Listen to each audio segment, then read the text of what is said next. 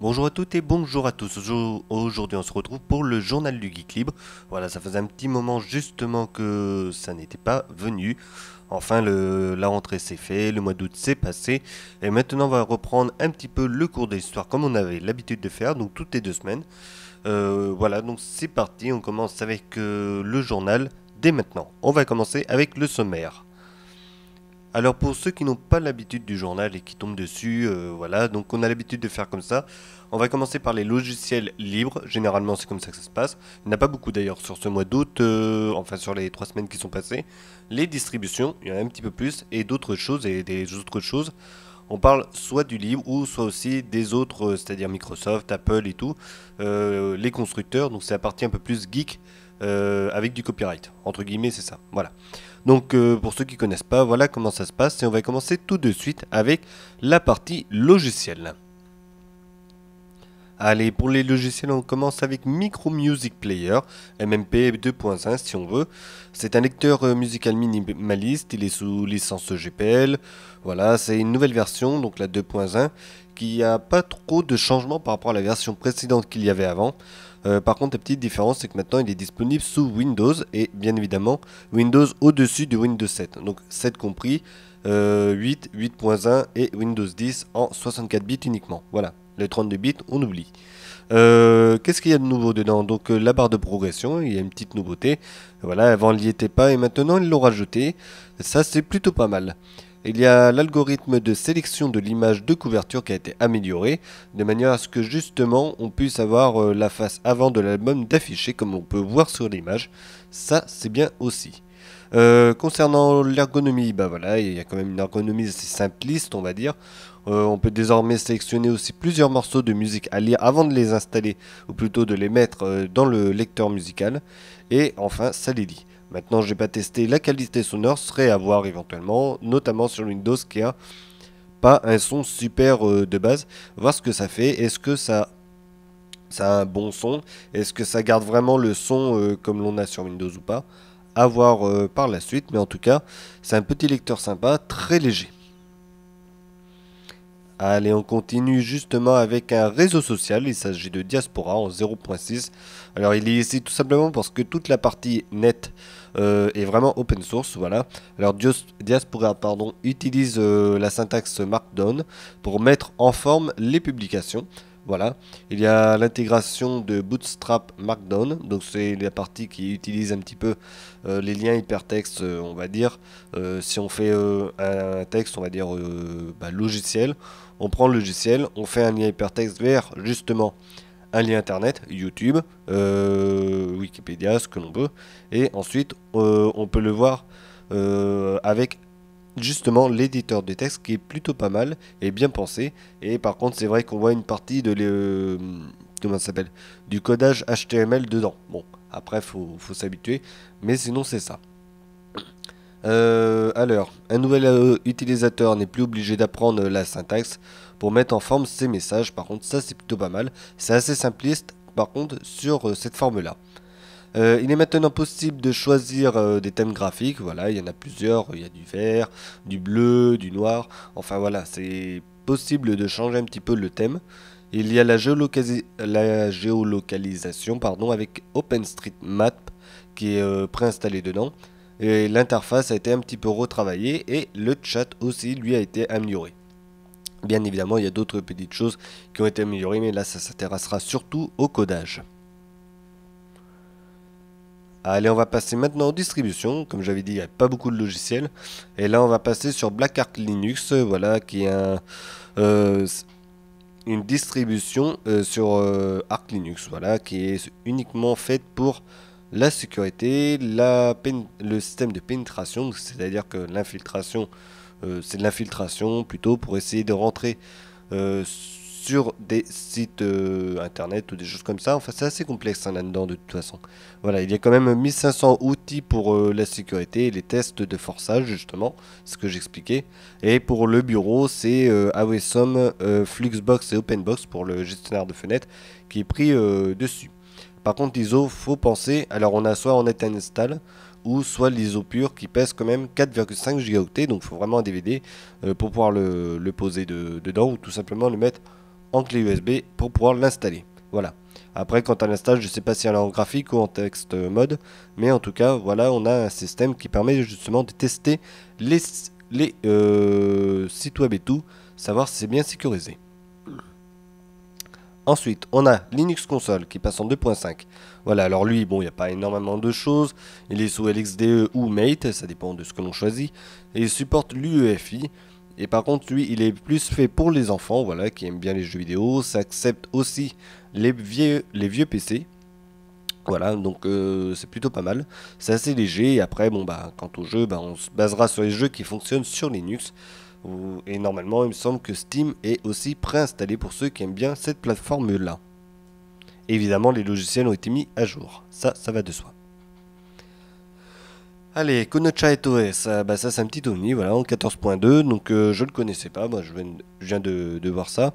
Donc c'est sur Slackware, voilà, il utilise le bureau ASWM, un bureau qui ressemble un petit peu aux anciens comme entre guillemets Windows 95 et en dessous, ou alors tout simplement les très très vieilles versions de macOS, voilà, qui ne s'appelaient même pas macOS vraiment à l'époque, mais Macintosh OS, et bien évidemment d'autres versions de Linux qui sont très très vieilles, voilà.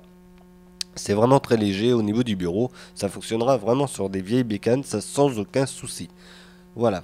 Donc évidemment, il y a la mise à jour des logiciels comme LibreOffice en 5.1, Iceweasel qui a été mis à jour pour que ce soit au mieux pour vous de toute façon. Et voilà. Après, j'en sais pas trop plus, il n'y avait pas grand chose de marqué là-dessus, mais on peut le retrouver de toute façon sur le site internet, le télécharger et l'installer. Voilà, donc c'est Konocha OS en 14.2. On fait la suite avec Manjaro Linux qui revient, donc avec la 16.08. Lui, il est sur Arch Linux. Donc, il y a une mise à jour des bureaux, voilà, donc KDE, XFCE, qui ont été vraiment mis à jour. Les logiciels, tout pareil. Et ils ont un petit peu changé le thème, pas grand chose, mais voilà, il y a eu deux, trois petites choses qui ont été modifiées. Et il s'appelle Vertex Maya. Le thème, c'est juste ça, ce qui a vraiment bougé, on va dire. Le reste, c'est surtout de la mise à jour logiciel et de bureau. Alors, maintenant, on va passer à l'Art du Bois. Donc, l'Art du Bois qui est une plateforme open source. Donc, voilà, c'est une plateforme de partage pour la construction de bois. C'est tout simplement la possibilité de poser des plans. Voilà, des plans de table et des choses comme ça, de les partager avec les autres. Et justement, les personnes qui auront ça pourront de toute façon reprendre les plans et refaire exactement les mêmes choses chez eux s'ils veulent. Donc c'est plutôt pas mal. C'est justement l'idée du partage qui est très connue sous le monde du- du- de l'open source. Voilà. Et c'est pareil, la plateforme internet elle-même est elle-même open source. Donc ça c'est plutôt pas mal et c'est bien vu de ce côté-là. Voilà, donc c'est l'airdubois.fr si vous voulez aller faire un petit tour dessus, voir ce qui s'y passe. Si vous avez vraiment votre machine et tout, si vous avez une petite aire comme ça de menuisier, et ben ce sera bien pour vous et ce sera vraiment cool de pouvoir surfer et voir un petit peu tout ce qui s'y passe là-dessus. Il y a des forums, il y a des choses comme ça. On peut discuter aussi avec les gens en même temps et savoir un petit peu ce que font telle ou telle personne, voilà, au niveau de la construction du bois, hein, évidemment. Et c'est plutôt pas mal, surtout que là, on est très en mode écologie depuis quelques temps, étant donné que la planète se chauffe. L'IFA, allez, l'IFA, donc l'IFA de Berlin qui a commencé depuis quelques temps maintenant, donc c'est en cours. Il y a pas mal de petites choses qui sont présentées maintenant, c'est vraiment pas mal. Et pour ceux que ça intéresse, il y a quand même des petites chaînes sur YouTube comme 01net TV ou d'autres qui y vont qui font justement des reportages là-bas pour pouvoir voir un petit peu les nouveautés. Donc j'ai vu qu'il y avait un ACR qui était sorti, c'est un ordinateur exprès pour le gaming. L'écran est incurvé, sur un ordi portable c'est vraiment une première et tout. Et bon, bah, en plus je crois qu'il est en 21 e l'écran, donc c'est vraiment un truc à part. Et il y a plein de petites choses comme ça, il y a des TV OLED, des téléviseurs OLED, de la hi-fi haute définition, il y a plein de choses là-bas qui sont présentées. Et généralement, c'est vrai qu'il y a pas mal de journalistes qui s'intéressent à tout ça. Et c'est plutôt pas mal. Voilà, donc si vous voulez voir, sur YouTube, il y a énormément de vidéos. Vous tapez IFA de Berlin. Et généralement, vous tomberez sur les chaînes qui seront vraiment à la pointe là-dessus sur la partie un petit peu geek. Donc comme je disais, 01net TV, il y en a d'autres, il y a Clubic, il y a des choses comme ça. Clubic qui sont toujours un petit peu en retard, mais ils mettront sûrement des vidéos aussi dessus. Et quelques chaînes comme Tech News et Test, des choses comme ça, qui vont là-bas aussi pour pouvoir faire des vidéos et tester un petit peu tout ce qui est sorti là-bas. Donc à voir par la suite, c'est en cours. Les vidéos sont en train d'arriver les unes après les autres et de toute façon, par la suite, on aura encore des présentations, ce qui sera vraiment pas mal. Allez, on passe à Apple. Donc ça, c'est tombé il n'y a pas très longtemps. Donc ils devraient faire une keynote. Enfin, c'est pas ils devraient, c'est sûr. Ils feront une keynote le 7 septembre prochain. Voilà. Donc qui seront à suivre soit par le net en live avec YouTube. Donc ça, c'est pour la partie anglaise. Ou soit tout simplement pour ceux qui ont des Mac déjà sur leur Mac avec iTunes ou des choses comme ça. Ce sera plutôt pas mal pour les suivre. Et après, l'autre partie justement d'Apple, vu qu'on est dessus, c'est qu'actuellement ils sont un petit souci avec un redressement fiscal, notamment en Irlande. Et actuellement, ils leur demandent de rembourser la maudite somme, une petite somme, hein, juste comme ça, 13 milliards d'euros, voilà, de problèmes de redressement fiscal. Donc c'est juste énorme, voilà, c'est vraiment la grosse nouvelle pour Apple. Donc il y a la keynote et puis il y a ça en même temps qui vient plomber un petit peu les affaires. Donc pour eux, ce serait mieux qu'ils sortent vraiment de grosses machines, on va dire. Ils ont intérêt vraiment à faire le paquet pour pouvoir absorber un petit peu ce gros souci justement du redressement fiscal. Parce qu'il faut savoir que Apple donc, a quand même une bonne partie de ses finances qui sont en Irlande. Et c'est vraiment ça ce qui pose problème à l'heure actuelle, c'est parce qu'ils ne payent pas totalement leurs impôts comme pas mal, de toute façon, pas mal d'entreprises. Il y a Amazon, il y a tout ça et tout. Donc il y a l'Irlande, il y a le Luxembourg, il y a la Suisse, Panama, enfin il y a plein de choses comme ça. Et là actuellement, vu que justement pas mal de politicards essayent de justement faire tomber un petit peu tout ça, et bien Apple s'est retrouvé un petit peu dans les mailles du filet et c'est vraiment tombé sur eux. Voilà, donc ça c'est la grosse nouvelle. Il y a la keynote et il y a le redressement fiscal. Donc on va dire que voilà, il va pas avoir trop la grosse tête ou alors elle va exploser la sienne. Voilà, allez, on passe à la suite. Toujours des soucis chez l'autre maintenant avec le Samsung, le Galaxy Note 7 pardon, avec l'arrêt des ventes dans le monde entier tout simplement. Ils se demandent justement à ces millions d'appareils qui ont déjà été vendus, ces milliers d'appareils qui ont déjà été vendus de retourner justement chez le constructeur parce qu'apparemment il y a les batteries qui explosent. Donc c'est plutôt pas cool on va dire pour l'utilisateur, c'est un petit peu dommage. Mais bon, voilà, faut savoir que il y a pas mal de téléphones qui sont rappelés à cause de ça. Il y a pas mal d'internautes qui ont, enfin pas mal, quelques internautes, une dizaine apparemment, qui ont repéré ce souci et qui ont été surpris par des batteries qui ont pété, on va dire.